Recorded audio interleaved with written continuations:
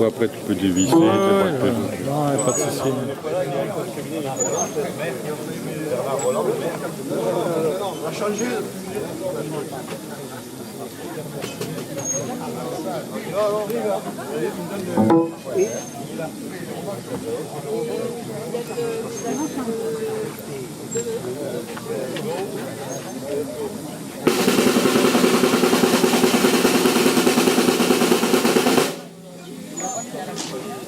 Bonjour à tous, je vous demande, pour ceux qui sont debout, de venir un peu plus, mais vous êtes très bien là dans cette position.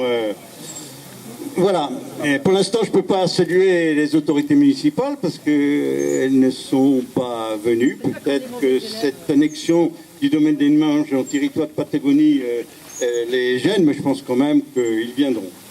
Alors, nous sommes réunis, mais d'abord, je veux dire que Bernard et Béatrice Leclerc, Armel et François Foulin, Michel et ma femme sont heureux, bien sûr, de vous accueillir ici dans ce magnifique domaine.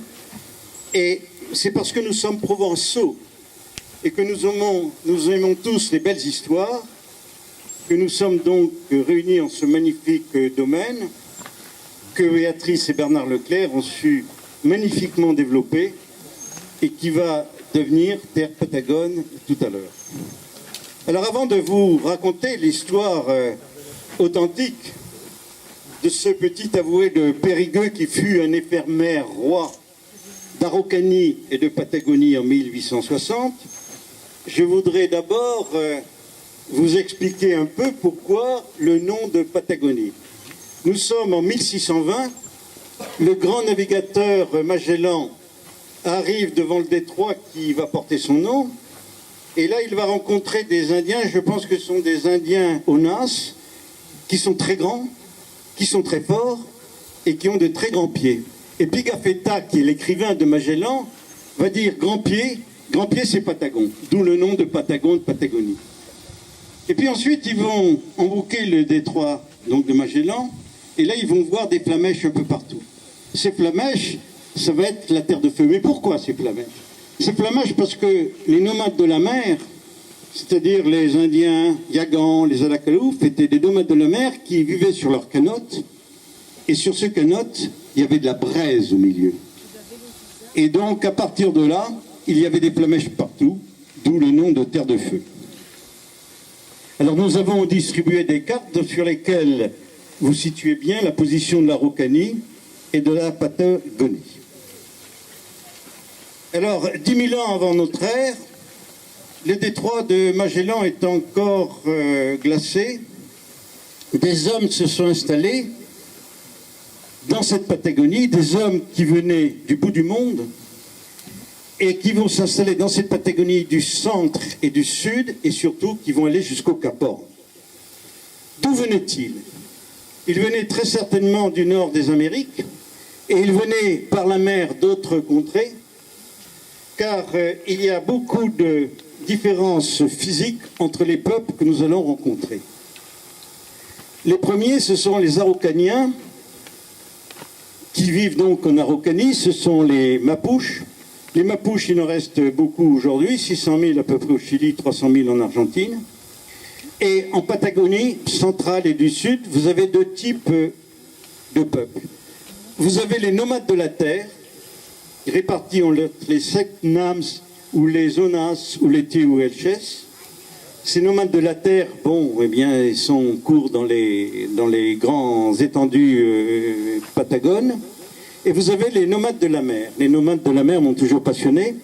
Ils naviguaient donc sur ces panneaux canottes dont je vous parlais tout à l'heure et dont vous avez la photo sur le petit document qu'on vous a donné. Et ces nomades de la mer, c'est-à-dire les Yabanas, les Akalouf, les Yagans, vivaient nus. Ils vivaient nus dans une survie permanente, dans le vent fou, dans le froid affreux et dans les tempêtes monstrueuses qui sont dans ces zones. Alors comment nous allons trouver ces peuples lorsque notre petit avoué arrive en 1860 au Chili? En 1858 plus exactement. En Araucanie, il va rencontrer les Mapuches. Les Mapuches sont toujours en lutte contre les Chiliens. ils sont relativement solides et ils sont toujours aujourd'hui en lutte contre le Chili, si vous suivez un peu l'actualité. En Patagonie centrale, et j'y suis très attaché, sans que l'on puisse parler de génocide, l'arrivée des premiers missionnaires, puis des colons anglais avec leurs milliers, leurs millions de moutons, sont les facteurs essentiels de la disparition de ces tribus, les Tehuelches. Car ces nomades de la terre, avaient besoin de très grands espaces, car ils chassaient le guanaco. Alors la création des instancias par les colons anglais va réduire leur espace de chasse. Ils vont donc être réduits à chasser ce qu'ils vont appeler le guanaco blanc, c'est-à-dire le mouton. Et à partir de là, les colons vont trouver le prétexte de les massacrer parce qu'ils allaient détruire les barrières des instancias. Et là, ça va être terrible, car on va se trouver, c'est pour ça que je disais on est à la limite d'un génocide, le sein d'une indienne, l'oreille d'un indien, prouvant sa mort, valait $5. Et il y a un nommé Julius Popper qui a été un artisan de ce massacre. De ce fier peuple des coureurs des steppes, il ne reste pratiquement plus. Et il ne reste que quelques individus qui sont parqués dans une réserve au centre de la province de Santa Cruz, en Argentine. L'agonie des nomades de la mer a été beaucoup plus lente parce que les territoires dans lesquels ils vivaient, c'était des territoires maritimes et on ne pouvait pas aller comme ça les massacrer et les chercher. Par contre, la consommation d'alcool, parce qu'ils accueillaient tous les bateaux qui arrivaient, la consommation d'alcool, la perte de leur culture et de leur savoir-faire de chasseurs et de pêcheurs. Et pêcheurs, c'est très important. Pourquoi? Parce que les femmes plongeaient dans la mer, quelle que soit son température, elles étaient vêtues de graisse, c'est elles qui allaient chercher les moules, car les moules étaient le principal de leur alimentation. Et quand vous naviguez dans ces eaux du Horn, de toutes ces îles, vous trouvez des mouillages dans lesquels il y a des monticules énormes de coquilles de moules.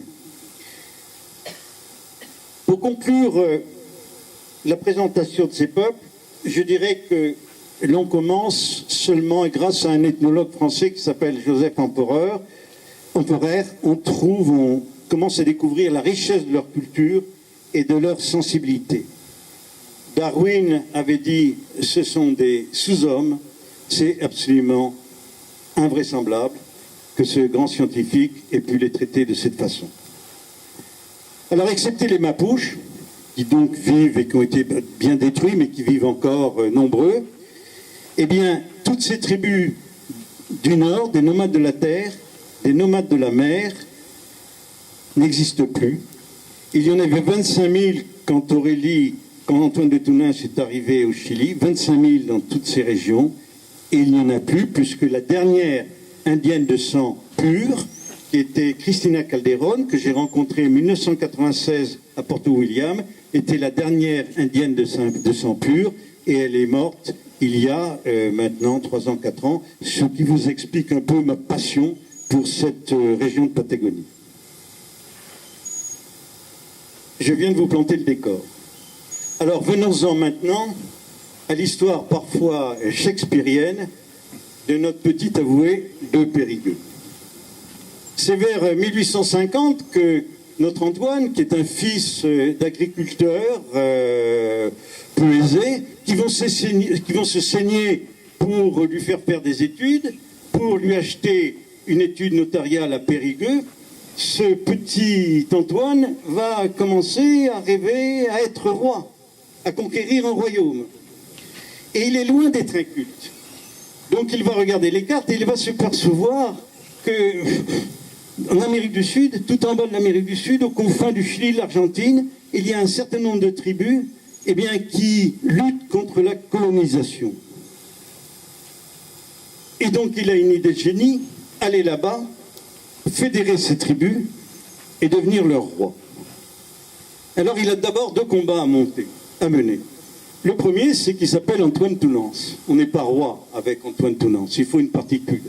Donc il va réussir à avoir sa particule au tribunal administratif de Bordeaux, qui va lui donner un 2, donc il s'appelle maintenant Antoine de Tounains, il peut donc être prince, il peut devenir roi.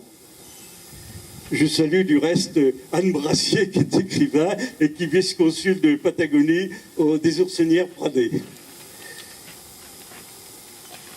Donc, deuxième combat, c'est essayer de convaincre les personnages de l'Empire à ce moment-là qu'il y avait une histoire intéressante là-bas. Mais Napoléon III est totalement englué dans la guerre du Mexique et donc personne ne va le suivre. Alors, il ne leur reste plus qu'à aller voir ses sujets, aller voir son royaume, de partir tout seul. Et la première chose qu'il doit faire, c'est de voir une grande malle. Et qu'est-ce qu'il y a dans cette grande malle? Il y a bien sûr une tenue de général en chef des forces de l'Araucanie et une grande tenue d'amiral en chef de la flotte patagone. Il y a ensuite des drapeaux bleu, blanc, vert en grande quantité et surtout un nombre considérable de décorations. Ça sert toujours. Je ne vais pas vous raconter toutes les aventures qu'il a eues depuis qu'il est arrivé, depuis qu'il a quitté la France, depuis qu'il est arrivé au Chili, au port de Coquimbo en 1858. Il va passer 2 ans à apprendre l'espagnol à Valparaiso et à Santiago. Et 2 ans après, il se dirige vers l'Araucanie à partir du port de Valdivia, qui est marqué sur votre carte. Et là, c'est l'aventure magnifique va pouvoir démarrer. Mais il rentre d'abord en contact avec un grand chef militaire Mapuche, qui s'appelle Cuilapin, et c'est extraordinaire parce que celui-ci s'enthousiasme pour son projet, parce qu'il pense que Antoine Tounains va pouvoir fédérer toutes les tribus pour pouvoir résister à l'armée chilienne. Et c'est ainsi qu'Antoine de Tounains peut fonder le 17 novembre 1860 le royaume d'Araucanie, qu'il dote d'une constitution qui est écrite, donc que nous avons, et dont il se proclame roi sous le nom d'Aurélie Antoine Ier. 3 jours plus tard, tant qu'à faire, il décrète l'union de l'Araucanie et de la Patagonie. Ainsi, cet homme extraordinaire va réussir en l'espace de 3 jours ce qu'aucun homme politique a réussi à faire dans sa vie, à relier par simple décret la Patagonie et l'Araucanie et découpler la surface de ces États qui vont être très très grands, puisqu'il va aller du Rio Negro au nord de la Patagonie jusqu'au Cap Horn au sud, et limité à l'ouest par l'Atlantique et à l'est par, ou le contraire, mais ça c'est pas grave, par le Pacifique. Alors lisons la lettre qu'il envoie au président de la République du Chili le 17 novembre 1861. Ce sont des vrais documents, hein, là nous sommes dans le réel. Excellence, nous, Aurélie Antoine Ier, par la grâce de Dieu, roi d'Araucanie, avons l'honneur de vous faire part de notre avènement au trône que nous venons de fonder en Araucanie. Nous prions Dieu, Excellence, qu'il vous ait en sa sainte et digne garde. Mais c'est fabuleux. Non seulement il annexe les territoires, mais maintenant il annexe Dieu. Donc vous voyez que du côté des Chiliens, l'histoire devient peut-être embêtante. Et c'est vrai que l'histoire, à ce moment-là, comme je vous l'ai déjà un peu dit, est de son côté. Les Indiens Mapuches attaquaient les postes chiliens, mais en même temps, donc, ils cherchaient un chef pour les fédérer. Et Antoine de Tounains va réussir à convaincre 5 chefs de tribu. Il a un grand talent, hein, il a un grand talent oratoire, même si il ne parle pas leur langue. Et il va réussir à les convaincre, mais au moment où vraiment il aurait pu être roi, comme un certain général Boulanger, eh bien, il va se défiler, il va partir à Santiago, comme si, au fond, il pensait que c'était un fiasco qui l'attendait. Par contre, les Chiliens, le gouvernement chilien, se commençaient à se demander, est-ce que la mayonnaise ne va pas prendre? Et donc, ils vont l'arrêter le 5 janvier 1862. Il sera emprisonné dans un premier temps à Nascimento, avant d'être condamné à mort. Il aura fait cependant naître un mythe du roi, à tel point qu'un notable d'origine allemande va créer un hymne qui s'appelle Himno de Antonio Aurélie Ier, ma femme le dirait beaucoup mieux en espagnol, que vous entendrez tout à l'heure et qui est l'hymne national. Donc, il est condamné à mort, et coup de chance, le consul de France à Santiago intervient en sa faveur, et comme le croiseur français du Guétrouin passe à Valparaiso à ce moment-là, on l'embarque dans le Guétouin et il repart donc en France. Et il arrive le 6 mars 1863 à Brest. Il se retrouve seul sur le quai, sans salve, sans tambour, sans trompette, et il est tout seul. Alors, c'est un homme quand même têtu, c'est un homme courageux au fond. Il va revenir en 1869 sur ses tribus, mais là, évidemment, les Indiens qui pensent qu'il l'a trahi vont le condamner à mort. Donc, c'est la deuxième fois où il est condamné à mort, mais il arrive quand même à s'enfuir et il peut rentrer en France. Il tente une nouvelle expédition en 1874, mais là, dès qu'il a posé le pied à Buenos Aires, il est immédiatement renvoyé en France. Il fait encore un voyage en 1876, mais malade, il est encore rapatrié. Coup de chance. Alors, Antoine de Tounens, qui a réuni complètement sa famille, est quand même, recueilli par son cousin Jean, dans le petit bourg de Tourtoirac, qui est un joli petit village de Dordogne. C'est un village près du village où lui, il est né. Il va s'éteindre le 17 septembre 1878.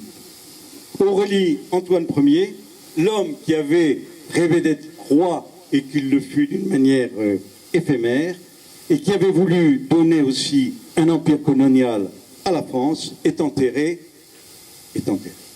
au cimetière de Tourtoirac. Alors là, c'est une autre histoire.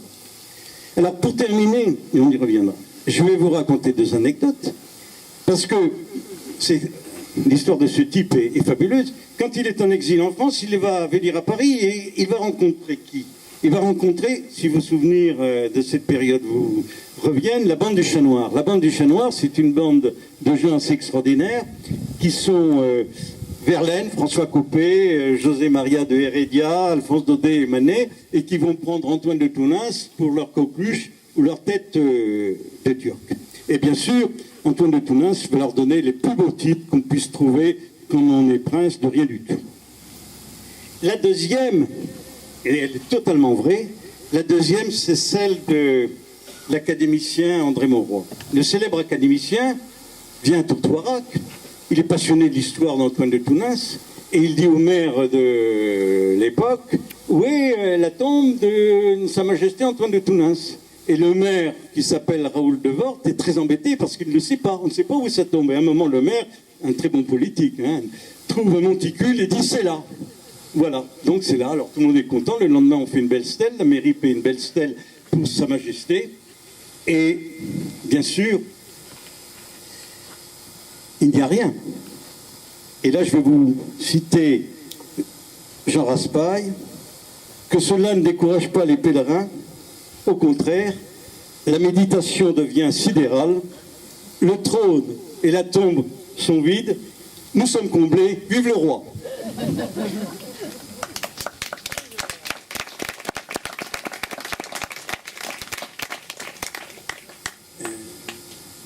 Alors la deuxième partie de cette petite intervention, avant que notre ami François Follin, sujet Patagon, depuis longtemps, c'est qu'est-ce que ce royaume de Patagonie auquel nous appartenons, Anne Brassier, moi-même,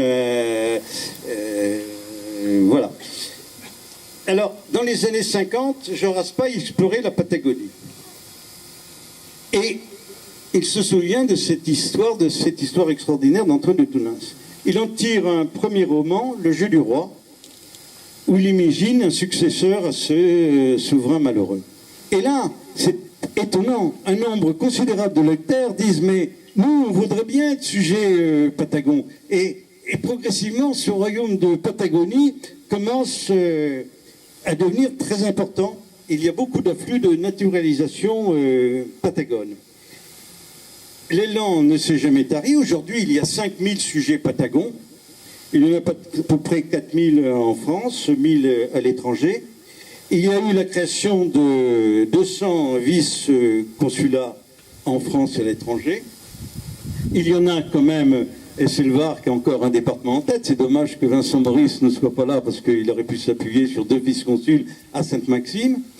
Et il y a 60 sujets patagons dans le Var.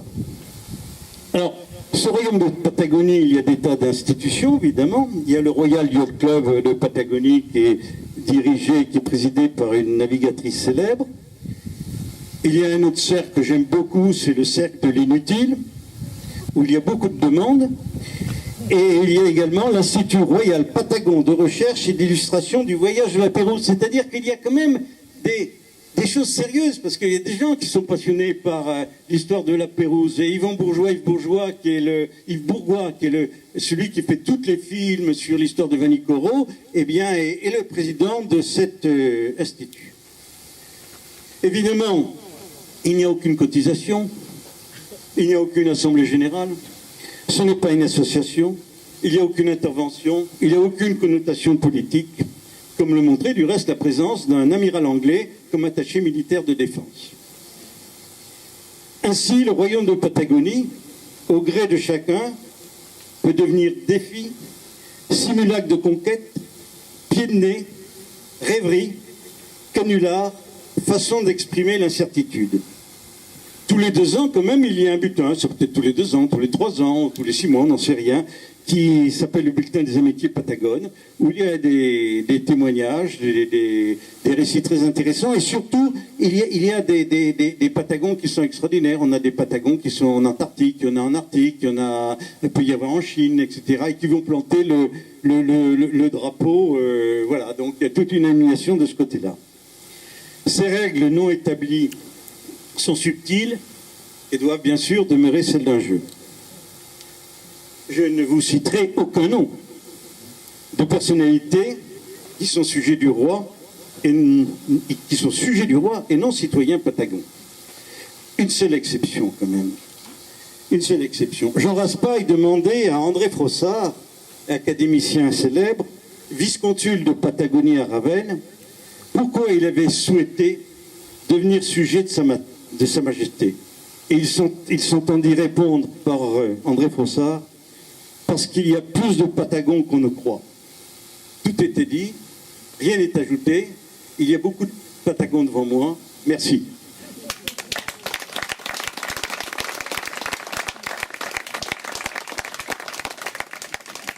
Voilà, maintenant François Follin, qui est sujet Patagon depuis quelques années, va vous faire une petite allocution. Bon, ça va être assez rapide. Généraux, commandants, fusiliers marins, soldats, mesdames, messieurs, damoiseaux, damoiselles, bienvenue. En tant que commodore de la flotte méditerranéenne Patagone en exil, nous avons organisé... Oui, non, mais je vais jusqu'au bout. Nous avons organisé, grâce au commandant des vaisseaux du club nautique de Sainte-Maxime, une opération militaire qui s'est parfaitement déroulée grâce, entre autres, à Jean-Paul, qui est en tant que plongeur des mineurs, qui a pu assurer le contrôle du port, et la flotte Patagone a pu rentrer sans aucun problème. Nous avons été accueillis par la population de Sainte-Maxime, la foule était en liesse. Mais aussi nous avons pu mettre le pavillon Patagon sur la capitainerie de Sainte-Maxime. Il y a des gens qui parlent à l'oreille des chevaux, moi je parle aux oreilles des Nandous. C'est sérieux, c'est très sérieux. Et les Nandous m'ont dit qu'ils désiraient retrouver la Patagonie. Tout l'intérêt de cette opération militaire qui s'est parfaitement bien déroulée. Mesdames, messieurs, vive le roi! Vive le roi!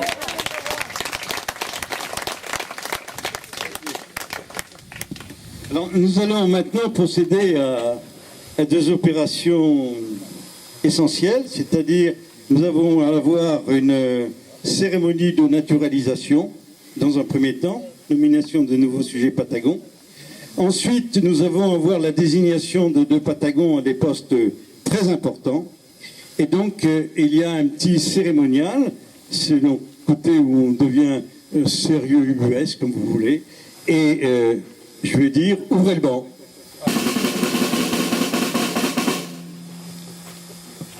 Anne Brassier, donc vice-consul des Oursinières Pradais, va d'abord naturaliser quelques sujets.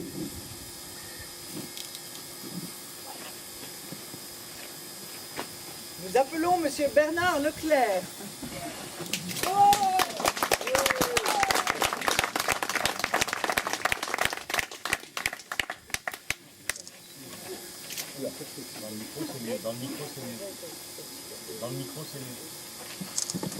Une belle lettre avec la signature de Jean Raspail.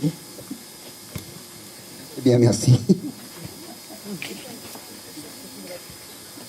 Nous appelons Madame Béatrice Leclerc.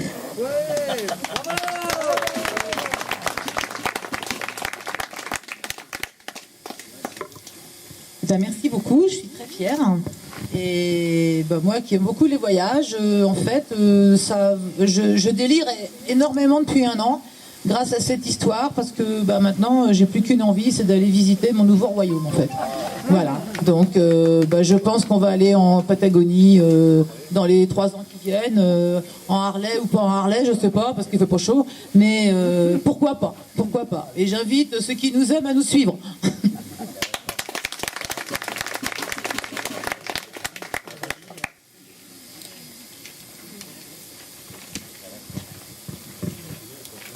On va donner un petit coup de tambour pour saluer l'arrivée de notre maire qui va donc assister du reste aux opérations essentielles. Il est encore chez lui, là.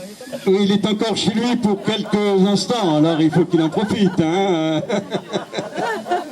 Donc nous appelons Armel Follin.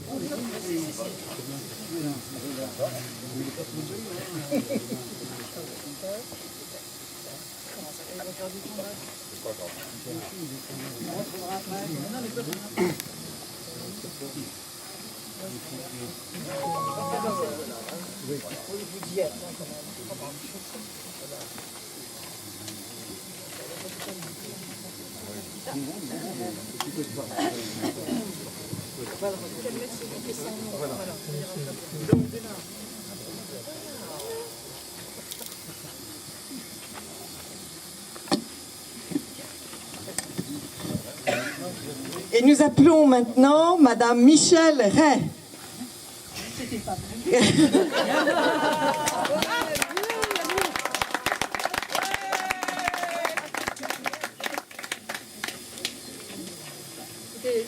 J'ai vraiment rien prévu, mais je pense qu'en tant que périgourdine, c'est quelque chose qui n'est pas une aberration.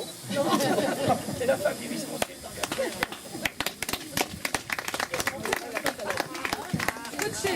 Alors maintenant, nous allons passer à des opérations beaucoup plus particulières, puisque il va y avoir un adoubement, et je vais mettre d'abord l'écharpe de ma fonction, qui va amuser aussi notre maire.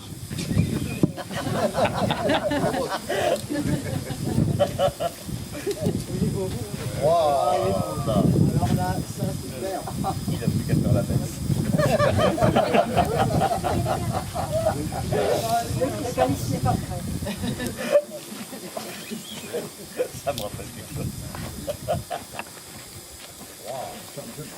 Pardon, excuse-moi. Une coup d'œil à Périgord.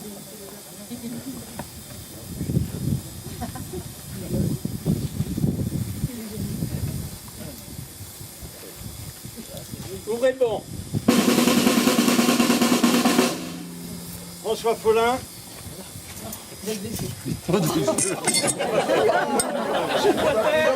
Fais attention, François.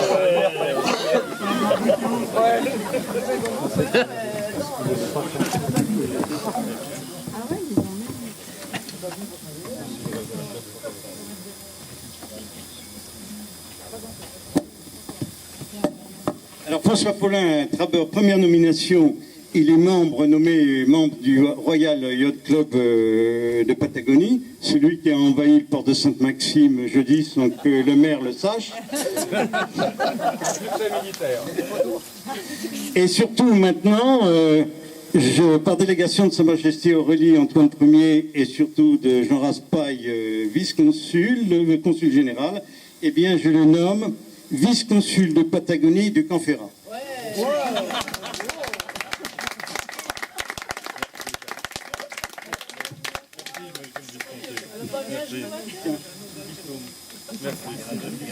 Regarde, t'en as deux.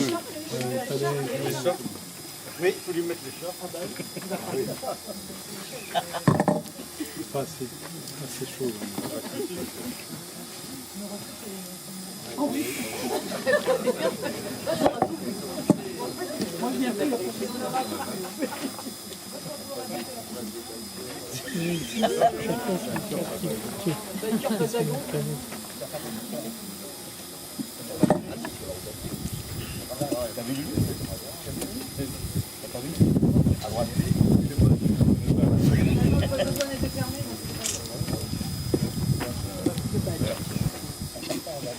Fermez le banc. Ouvrez le banc. Nous appelons Bernard Leclerc.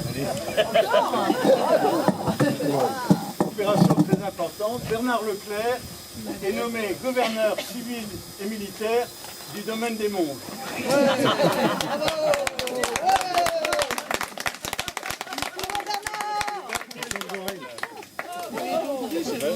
On peut fermer le banc.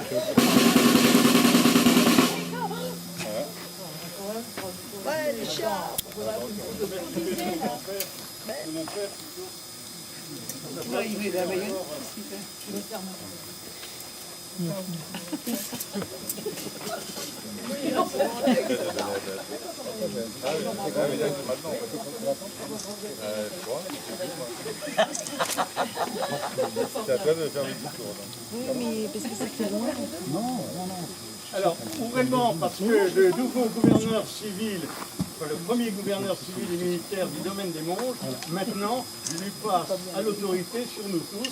Et donc, on ouvre le banc.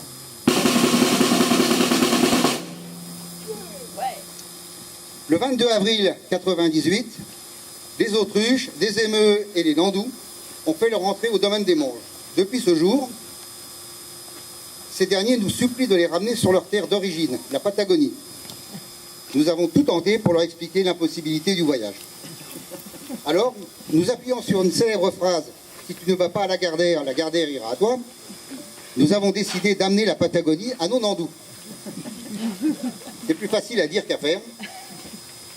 Comme nous ne pouvions pas compter sur la dérive des continents, c'est pas assez rapide, nous avons fait appel à l'armada patagone qui, ce jour, a bouché l'entrée du port de Sainte-Maxime grâce à son bâtiment amiral, le Pastis.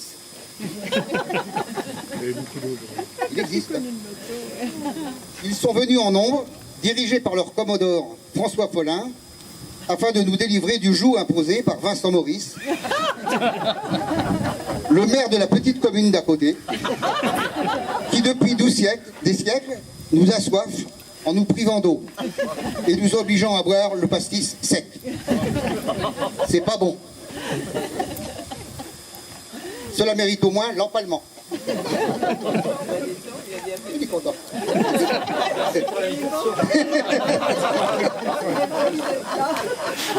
Que ceci reste entre nous. Aujourd'hui, le 20 juillet 2014, nous sommes enfin libres et indépendants, tellement fiers d'appartenir au peuple patagon et de devoir allégeance à notre roi, Aurélie Antoine Ier.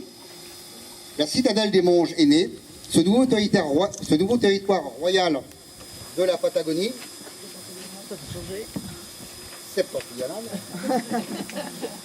est heureux de vous accueillir sous son drapeau. Je vous propose de hisser les couleurs dès maintenant au son de l'hymne qui sera désormais le nôtre. Fermez le banc. Alors avant de procéder à la montée des couleurs, je voudrais rassurer le maire de Sainte-Maxime qui a quand même beaucoup d'élégance et d'humour pour venir parmi nous parce que, et ça l'histoire est tout à fait vraie, en 1984, les Patagons de Bretagne ont décidé d'envahir l'îlot des Minguiers. L'îlot des Minguiers, c'est un petit îlot qui se trouve à 5 km de Guernesey et qui appartient bien sûr à l'Angleterre. Les Patagons, les forces patagones de cet endroit ont d'abord fait une reconnaissance aérienne, c'est-à-dire évidemment avec 2 deltaplanes, ont fait une reconnaissance navale avec 3 Zodiacs, et sont allés mettre sur l'île une plaque que vous verrez du reste tout à l'heure. Ici, ce territoire est désormais sous la souveraineté de son Altesse royale, etc. Et les Anglais, qui ont de l'humour pour eux, mais pas pour les autres, quand ils ont vu cette histoire, ils ont dit, mais c'est pas possible, on va envoyer quand même un bateau. Ils sortaient de la guerre des Malouines, on va envoyer un bateau de guerre, là, pour voir ce qui se passe. Alors ils ont envoyé quand même un bateau, c'était pas un escorteur d'escadre, mais enfin c'était quand même un bateau armé, qui a vu ça, qui a essayé d'enlever la plaque, a été bien soudé, ils sont revenus, et là, le consul de Grande-Bretagne à Paris a convoqué Jean Raspail, en lui disant, mais qu'est-ce que c'est que cette aventure? Et Jean Raspail lui a dit, mais ne vous en faites pas, tous les 10 ans, on recommence. Alors, mon cher Christian Suget, qui est là-bas, bon, on va monter les couleurs. L'hymne est prêt? Voilà. C'est l'hymne national. Pour les couleurs, descendez, envoyez.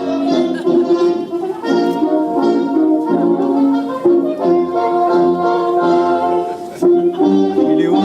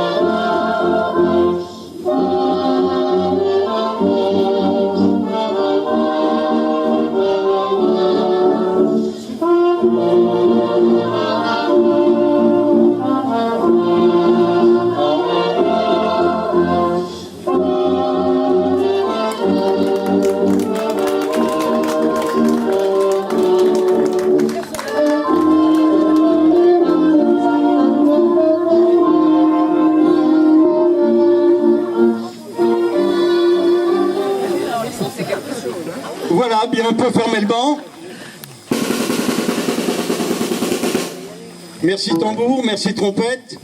Et maintenant, on va attendre quelques instants parce que, effectivement, le clou de cette manifestation, c'est la dégustation de pisco. Ah, bien sûr, il y a l'inauguration de la plaque. Alors, mais c'est le gouverneur militaire maintenant qui parle. Moi, je ne parle plus. Donc, tu emmènes monsieur le maire à dévoiler la plaque, inaugurer la plaque très importante.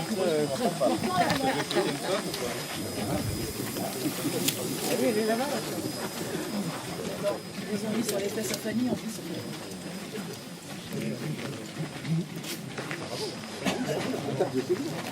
Florian. Attends, on en parlait après. Oh, il est pas L'emplacement, on va changer sur les fesses à Fanny en plus.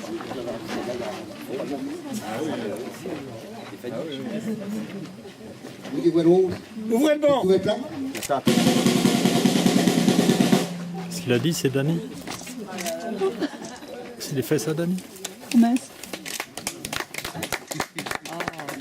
Au nom de son Altesse royale Antoine-Aurélie Ier, le domaine des Monges a été déclaré terre du royaume de Patagonie. Annexion du 20 juillet 2014. sujet de Sa Majesté sera accueilli ici avec la plus grande bienveillance.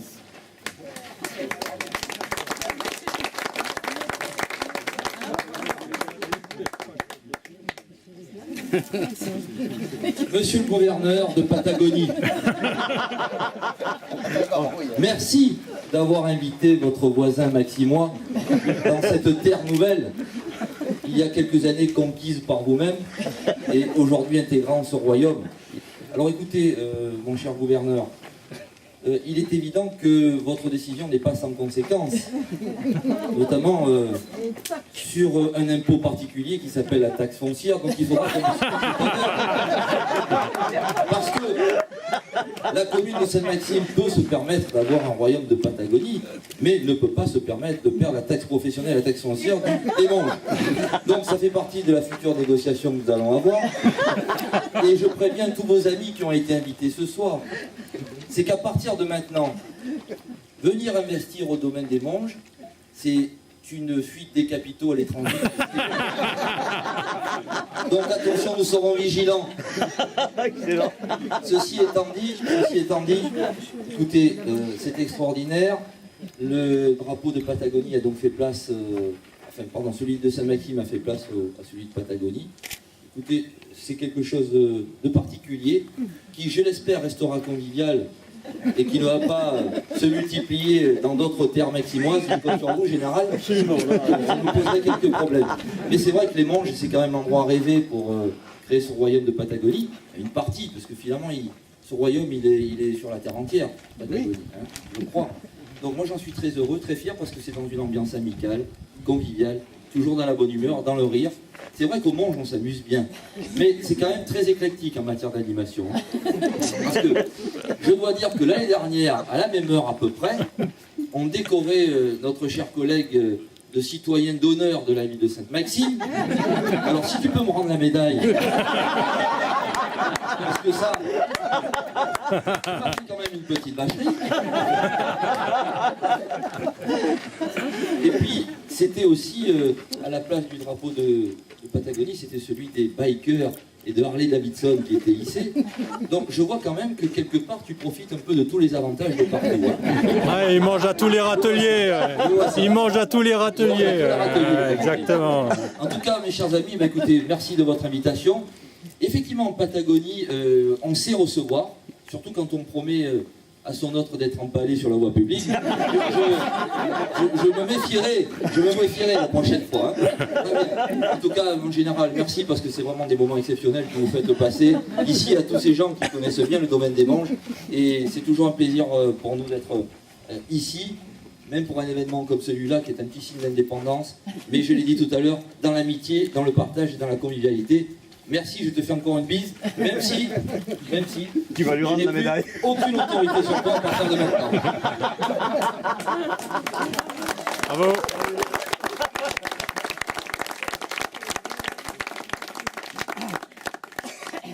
Voilà, bien maintenant on va se diriger tout doucement vers les tables. Je sais qu'il y a la préparation du Pisco demande un peu de temps. Et Michel vous expliquera. Oui, mesdames, messieurs, est-ce que vous avez remarqué quand même le petit détail? Normalement.